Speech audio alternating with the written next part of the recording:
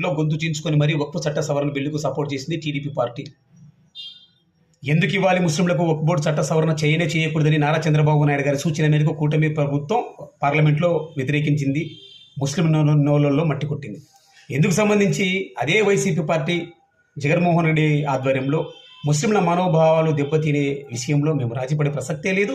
ఎటువంటి పరిస్థితుల్లో వక్ఫ్ బోర్డు చట్ట సవరణ బిల్లుకు మేము వ్యతిరేకంగా తీర్మానం చేస్తున్నామని రాతపూర్వకంగా, మాటపూర్వకంగా, నోటిపూర్వకంగా వాళ్ళు తీర్మానం చేసి కుండబద్దలు కొట్టారు చెప్పారు. అందుకు సంబంధించి జేపీసీకి మీటింగ్ ఈరోజు హైదరాబాద్లో జరిగింది. దానికి సంబంధించి ఆంధ్రప్రదేశ్ కొంతమంది డెలిగేట్స్, వీఐపీలు కావచ్చు, ఇంకొక మహా యూదులు కావచ్చు వెళ్ళడం జరిగింది.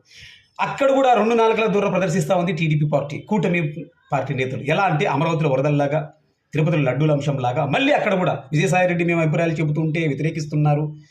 మనస్ఫూర్తిగా వక్ఫ్ బోర్డు చట్ట సవరణ బిల్లుకు మద్దతు ఇచ్చింది టీడీపీ పార్టీ, వ్యతిరేకించేది వైసీపీ పార్టీ జగనన్న. మళ్ళీ దీంట్లో రాజకీయాలు ఎందుకు?